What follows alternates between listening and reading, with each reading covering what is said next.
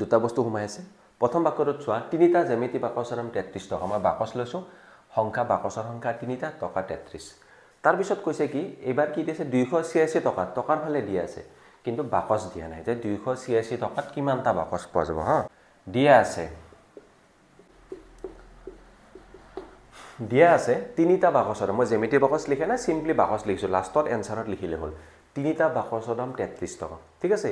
এতিয়া আমাক কি লাগে আমাক কিন্তু পিছৰ লাইনত কি লাগে বাকচ লাগে হা তাৰ মানে সবা যেটো আননোন যেটো উলিয়াব লাগে হেতু নিয়ম মতে সদায় ৰাইট সাইডে ৰাখিব লাগে ঠিক আছে তো ইয়াত চোৱা বাকচৰ সংখ্যাটো মই বাওফালে আছে প্ৰথম বাক্যটোৰ মতে আৰু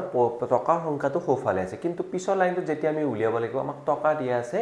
বাকচটো উলিয়াব লাগে গতিকে যেটো উলিয়াব লাগে হেতু সদায় আমি কোত ৰাখিব লাগে ৰাইট হ্যান্ড সাইডত ৰাখিব লাগে তাৰ মানে মই কি কৰিম বাক্যটো পৰিৱৰ্তন কৰিম অৰ্থাৎ কেনেকৈ লিখিম মই কি লিখিলো মই অৰ্থাৎ 33 টকাত পোৱা বাকচৰ সংখ্যা 33 টকা আছিল বাকচৰ সংখ্যা কেইটা আছিল তিনিটা 33 টকাত পোৱা বাকচৰ সংখ্যা তিনিটা গতিকে এই অংকটো মই ঐকিক নিয়মেৰে কৰিম ঐকিক নিয়মেৰে কৰিলে সদায় 1 উলিয়াব লাগে 1 তাৰ মানে 1 টকাত পোৱা বাকচৰ সংখ্যা সদায় মনত ৰাখিবা এটো কি এনেকৈ কৰা হয় সোফালে থকাটো সদায় ওপৰত থাকে বাওফালে থকাটো সদায় তলত যাব মন ৰাখিবা দে কাৰণ ইয়াক বাওফালৰ পৰা সোফাললৈ কেৰি কৰিছো গতিকে ই নিশ্চয় কি হ'ব তলত যাব হল এতিয়া আমাক তো এক না আমি পুৰাণ কৰি এটো আমি ক্যান্সেল কাটাকাটি কৰি দিব পাৰো কিন্তু মই এতিয়া নকৰো পিছত কৰিম মই গতিকে আকৌ কি লাগে আনসাৰটো 286 টকাত কি লিখিলো মই 286 টকাত পোৱা বাকচৰ সংখ্যা কিমান হ'ব এইবাৰ আমি কি কৰিব লাগিব 286 তো এইফালে পূৰণ দিব লাগিব কিয় পূৰণ দিব লাগে মই কৈ আছো এটা চাবা প্ৰথমতে চোৱা তিনিটা বাকচৰ দাম আছিল বা 33 টকাত কেইটা বাকচ পোৱা গৈছিল তিনিটা 1 টকাত কেইটা পোৱা যাব নিশ্চয় তিনিতকৈ কম পোৱা যাব কাৰণ পইচাৰ পৰিমাণ কমি আছে বাকচৰ পৰিমাণ কি হ'ব কমি আহিব হৰণ দিলে সদায় কমি আহে আমি জানো হৰণত সদায় কমি আহে ঠিক আছে এবাৰ চোৱা 1 ৰ পৰা 286 হল 1 টকাত যিমানটা পোৱা যায় 286 টকাত কি পোৱা যাব বেছিকৈ পোৱা যাব গতিকে যেতিয়া 1 ৰ পৰা বেছি পৰিমাণ বঢ়াব লগা হয় তেতিয়া আমি পূৰণ হয় যেতিয়া বেছিৰ পৰা 1 লৈ আনিলো হৰণ হৈ গল সংখ্যাটো আৰু 1 ৰ পৰা যেতিয়া বঢ়াই দিলো সেই সংখ্যাটো পূৰণ হৈ গল এতিয়া আমি নিয়ম মতে কেনেকৈ কৰিব পাৰো ইউ ওপৰৰ সংখ্যা গতিকে ইয়াকো আমি ওপৰত পাতিব পাৰো আৰু এইফালে 33 আছে হৈছে এটা আমি ক্যান্সেলেশন কৰিব কটাকাটি কৰিব পাৰো কটাকাটি কৰিলে আমি দেখা পাও 3 1 গুণ 3 3 11 গুণ 33 এতিয়া 11 ৰ ইয়াক কাটিব পাৰি নেকি চোৱা 11 2 গুণ 22 মই এনেকৈ হৰণ কৰি চাব পাৰি 11 2 গুণ 22 বিয়োগ কৰা 11 6 গুণ 66 হল না তাৰ মানে মই যেতিয়া কাটাকাটি কৰি দিম কিমান পাম 26 অৰ্থাৎ আমাৰ কি ৰল আমাৰ হল 26 টা গতিকে বাকচৰ সংখ্যা 286 টকাত পোৱা বাকচৰ সংখ্যা কিমান হ'ব এনসাৰ আমি লিখিম 26 টা বুজি পাইছানে তোমালোকে আৰু এইটোকে কোৱা হয় ঐকিক নিয়ম ঐকিক প্ৰথমতে মই কি কৰিলো প্ৰথমতে মই বাক্যৰ এটা পৰিচয় দেখিলো যে আমাক কি উলিয়াব দিছে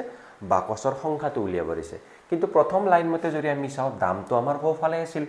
গতিকে মই বাক্যটো পৰিৱৰ্তন কৰি পেলাই লিখিলো 33 টকাত পোৱা বাকচৰ সংখ্যা তিনিটা 1 টকাত কেইটা পোৱা যাব ইয়াত পূৰণ হ'বলৈ হৰণ হ'ব হেতু আমাৰ ছাত্ৰ ছাত্ৰীৰ কাৰণে অকমান কনফিউজিং হয় গতিকে সবা যেহেতু মই কমাই নিছো সৰু কৰিছো গতিকে এই ৰাশিটো এইফালে হৰণ হ'ব আকৌ চোৱা 1 ৰ পৰা মই বঢ়াই দিছো গতিকে এই ৰাশিটো এইফালে পূৰণ হ'ব যেতিয়া 1 তকৈ বাঢ়ি যায় পূৰণ হয় 1 ত যেতিয়া কমি আহে হৰণ হয় বাস এইখিনি এটা চোৱা 4 নম্বৰ প্ৰশ্ন কল্পনাই 160 টকাত 10টা বল কিনিলে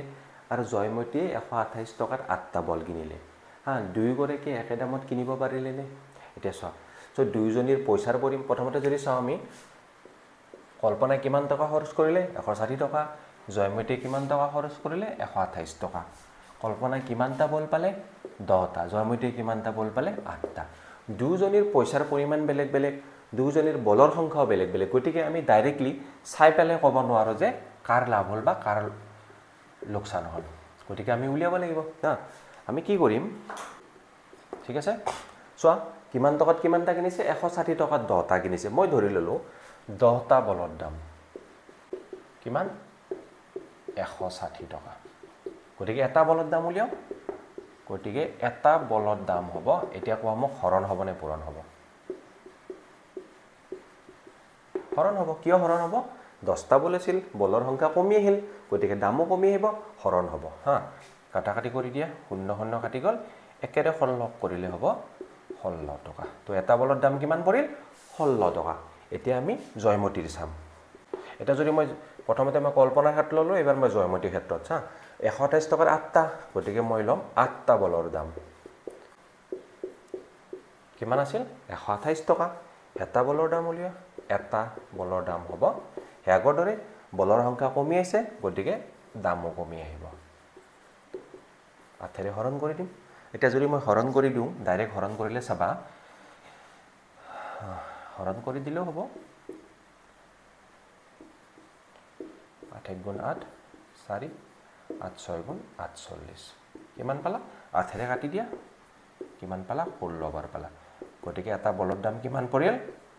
16 টকা চোৱা কল্পনা 10টাৰ 140 টকা এটা বলত 16 টকা পৰিছিল আৰু জয়মতীৰ 8টাৰ 138 টকা এটাত 16 টকা পৰিছিল তুমি কি দেখিলা যে দুজনৰে কি হৈছে এটা বলৰ দামটো সমানকে পৰিছে মানে এটা বলত দুজনৰে কি পৰিছে 16 টকাকে পৰিছে তো আনসাৰ কি লিখিবা গতিকে আমি আনসাৰ লিখিম দুয়োগৰাকী বল একে দামত কিনিছে ঠিক আছে দুয়োগৰাকীয়ে বল কেইটা একে দামত কিনিছে এটা কোৱেশ্চন নম্বৰ 5 লৈকে আহো ইয়াতে আছে যে জেনেলিয়াই গোটেই বছৰটোত ঘৰ ভাড়াৰ বাবে 66000 টকা দিব লাগে কিমান দিনত দিব লাগে গোটেই বছৰটোত তাৰ মানে কি এক বছৰত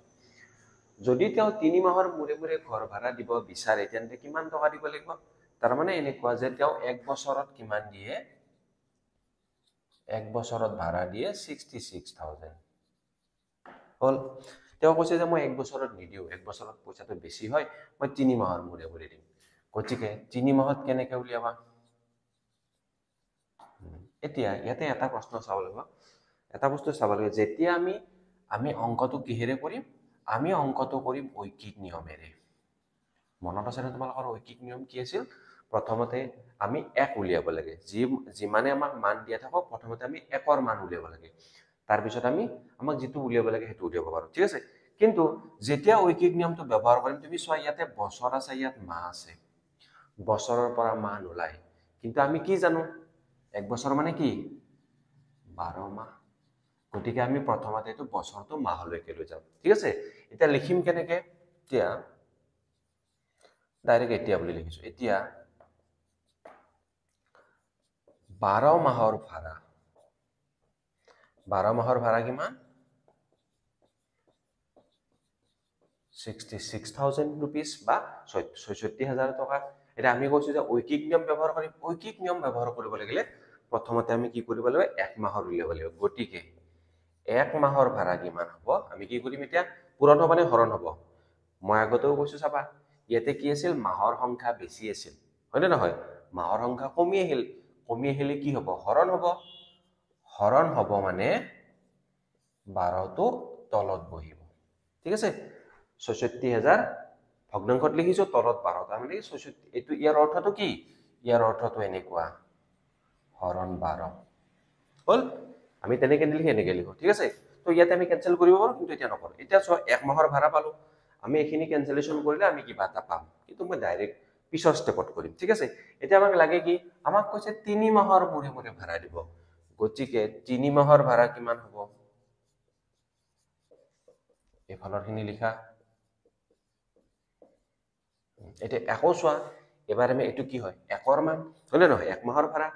আকৌ এবাৰ কি হল ভাড়া বাঢ়িলে নাই মাহ বাঢ়িলে নাই এটো আছিল এক মাহৰ এটো 3 মাহৰ এক মাহত যিমান হয় 3 মাহত বেছি হ'ব না নাই হ'ব তো বেছি হলে পূৰণ চাবা ইয়াতে 12 পৰা 1 লৈ কমি আহিছিল গতিকে 12 ৰে হৰণ হৈছিল 1 পৰা 3 লৈকে বাঢ়ি গল 3 ৰে পূৰণ তো এটো কিমান হ'ব টকা হ'ব এটা চোৱা এটা ক্যান্সেল কৰা এটা এটো কি হয় এটো এটা গোটা সংখ্যা আমি জানো যে গোটা সংখ্যাবিলাক সদায় কি হয় ওপৰত লিখিব পাৰি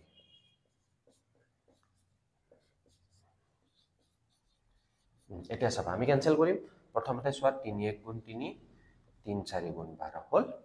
এটা তুমি 4 ৰে 66000 কাটাকাটি কৰি দিব পাৰা আৰু যদি কাটাকাটি নকৰা তুমি 4 ৰে হৰণ কৰি দিব পাৰা 4 1 গুণ 4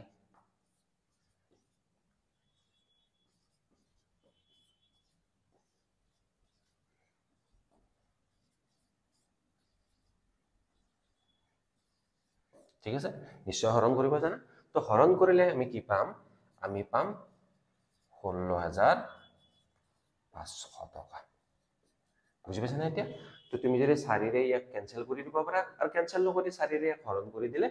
16,500 টকা হ'ব তো এইটো কি হ'ব 3 মাহৰ ভাড়া গতিকে আমি কি লিখিম আমি লিখিম জেনেলিয়াই গতিকে জেনেলিয়াই 3 মাহৰ মূৰে মূৰে 16,500 টকা কৈ দিব লাগিব এক বছৰত কিমান দিছিল এক বছৰত দিছিল 66,000 টকা ঠিক আছে তো মই যেহেতু মাহত উলিয়াব লাগে সেই বছৰটো মই মাহত লিখি দিলো 12 মাহৰ ভাড়া 66,000 টকা ওই প্ৰথমতে 3 মাহৰ আমি ডাইৰেক্টলি উলিয়াব নোৱাৰো আগতে এক মাহত উলিয়াব লাগে গতিকে এক মাহৰ ভাড়া কিমান হ'ব কম হ'ব কিহেৰে হৰণ হ'ব এফালৰ সংখ্যাটো এফালে থাকে সলনি নহয় কিন্তু বাওফালৰ সংখ্যাটো সোফালে গুচি যায় ই হৰণ হৈ যায় এক মাহ হলে 12ৰে হৰণ পাই গলো আকৌ যেতিয়া 3 মাহ লাগে একত হা একৰ পৰা 3 লৈকে কি হল বাঢ়ি গলে পূৰণ হল গতিকে এইখিনি 3 4 গুণ 12 4 ৰে 66,000 মই হৰণ কৰি দিলো মই পালো 16,500 টকা গতিকে জেনেলিয়াই 3 মাহৰ মূৰে মূৰে 16,500 টকা দিব লাগিব এক বছৰত কেইবাৰ দিব লাগিব 4 বাৰ দিব লাগিব 4 বাৰ দিলে কিমান হ'ব 66,000 নিশ্চয় বুজি পাইছা তোমালোকে যদি তোমালোকৰ কিবা ডাউট থাকে তোমালোকে কমেন্ট কৰিব